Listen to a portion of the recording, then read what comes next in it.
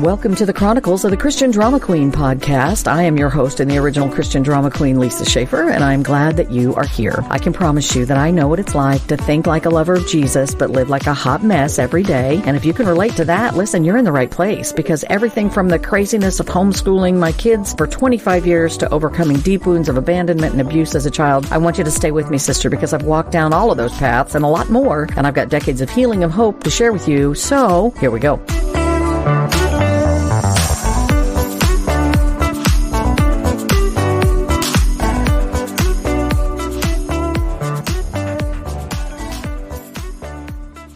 Oh my goodness, today's Drama Queen episode is going to be rough. I'm going to tell you right now, it's going to be rough. And but we're going to forge ahead, because it's one of the many, many messages that I just feel like God has been leading me to share with you guys over and over. He brings these topics to me, and then when I'm sitting here thinking, okay, what do I podcast about today?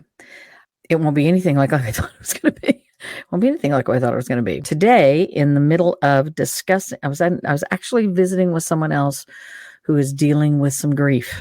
And we began to talk about how we deal with grief. Now, I have never, she had lost a child. I have never given birth to a child. I have 3 beautiful adopted children. And man, there's lots of story there, lots of God's story there to share with you. But for many, many years before they came along, the Drama Queen was battling infertility and trying to figure out why God would allow so many other women to bear children and not me. And for the most part, to a great extent, I believed in my heart of hearts that I didn't deserve to have children. I didn't deserve to be a mother. God must have still been punishing me for the great sins of my past.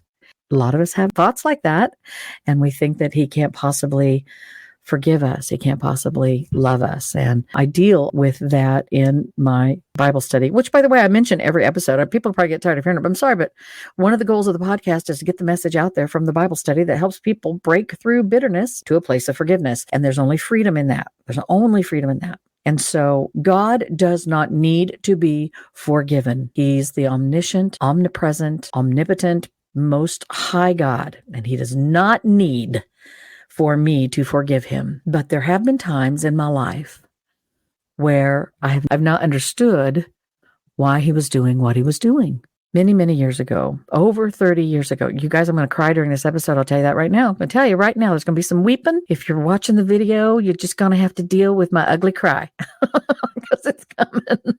I can tell you that right now. My YouTube channel, by the way, is Christian Drama Queen. Okay, so you can find me on YouTube if you want to see me do the podcast. But many years ago, I'm going to say it was 1989, 90, and 91. There are several women in my little church in Wichita that were struggling with infertility. We were taking shots and we were taking pills and we were seeing the OBGYNs, the anxiety and the constant disappointment that comes from taking those pregnancy tests month after month after month and them always being negative. It's exhausting. It's heavy. It weighs heavy on my heart. You get to the place where you just want to give up. You just want to give up. And all eyes are on you when you're infertile. Okay, so for those of you who don't know, women who are trying to get pregnant, the constant question is, well, how's it going? Are you trying? I mean, your sex life becomes public knowledge in the church because everybody wants to know. But years ago, when there were 4 of us, there were 4 women in this small Baptist church dealing with infertility. One of them had already decided to adopt and began the adoption process, ended up adopting 4 lovely children. She and I are still best friends today. But 2 of them got pregnant and neglected to give the other infertile women in the congregation a warning. And instead of warning them that they had become pregnant, the announcement was made during church services. Now, it's not their fault. I mean, obviously, it is not their fault that this was painful for me and the other infertile women in the congregation. When that couple stood up and said, well, it's finally happened, praise the Lord, we are expecting. And the entire congregation is excited and happy and erupts in applause, and then realizes there are infertile women in the congregation, and all eyes turn to see how we're going to handle it, to see how we're going to handle such a blessed announcement, such a lovely, wonderful, celebratory announcement. And I'll be honest with you, my first instinct was, what? That's crazy. That's exciting. And then my next response was absolute heartbreak, because it wasn't me. I was not angry at my friends who were finally expecting, but I was so heartbroken for myself. Have you ever read the story of Hannah in the Bible? If you go to 1 Samuel and you read the story of Hannah, she is married to Elkanah, but he has 2 wives. His first wife, Peninnah, she gives birth a lot. She's a fertile myrtle. But Hannah has no children. And he always blesses her. The husband always blesses her with a double portion because he cares for her, and I think he sees her heartbreak. And whenever the time came for him to make an offering, he'd give portions to Peninnah, his wife, and to all of her sons and daughters. But to Hannah, he would give that double portion because he loved her. And although the Lord had closed her womb, he still loved her, and he felt her heartbreak. And it was that way year after year after year. And Elkanah, says to her, why do you weep?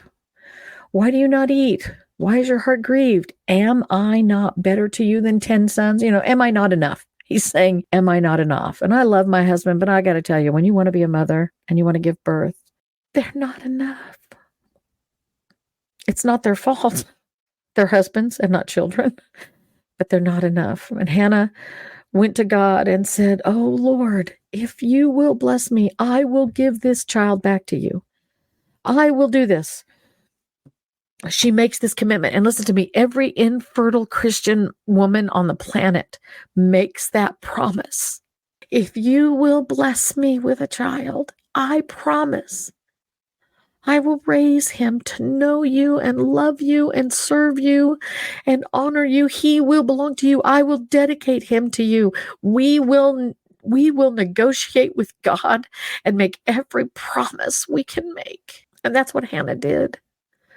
The pain of seeing the other wife in this marriage constantly announcing her pregnancies and how excited she was to be pregnant. Because when that sweet mother stood up and said she was expecting, I was heartbroken that it was not me. And here's what church-loving, lovely church members do. God love them. It is not their fault that they don't understand.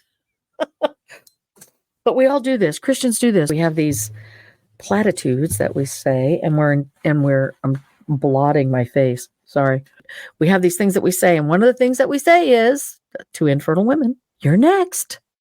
It's coming. You're going to be next.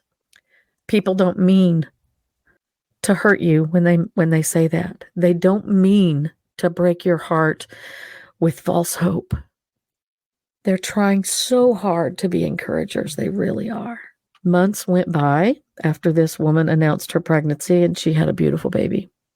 Another Sunday morning, another infertile couple announced that they were expecting. So now here's 2 of the 4 of us that have announced that they are expecting. And again, I'm excited for her. I love her. I love them. But again, the heartbreak that comes from not being chosen by God to be pregnant and realizing that all eyes are looking at me. All eyes are looking at me when this happens. They want to know how I'm going to respond. They feel bad for me. God, there's nothing worse than the pity that comes from an announcement that someone else is pregnant and you're one of those that's not after all the months and years of trying.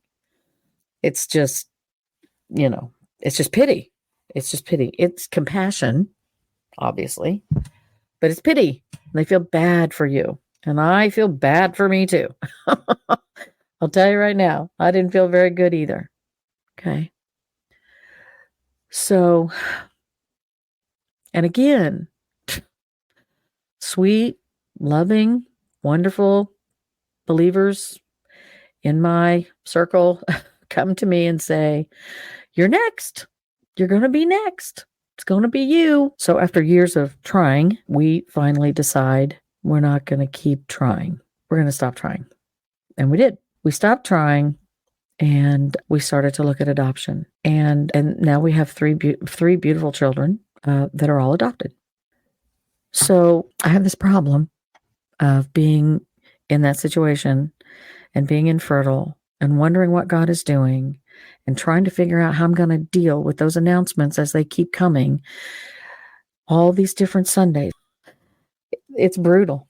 It was just brutal. And how do you get past that anger and that broken-hearted thing? I don't even know what to call it. I don't even know what to call it. It's heartbreaking. What do you do? You're constantly saying, "Why, God? Why not me? Why everybody else but me?" And he doesn't give you an answer, but he does. Number 1, you have to come to grips with the fact that God is the God who sees all and knows all. He shows mercy on who he'll choose to show mercy. And he allows the rain to fall on the wicked and the good. And he is God. And here's the other thing. He's already in your future. So he already sees what things are going to be like for you and your family, or just you and your husband, but you and your family, 20 years, 30 years, 40 years, 50 years, all of your life. He's already there. He's seen it. So he knows the plans he has for you, he says. Not plans to harm you, but plans to give you a hope and a future. Plans to prosper you. Yeah, Jeremiah 29:11. He knows all of that. He knows the plans he has for you. He knows the plans he has for your children or for you not to have children. He knows the reasons why.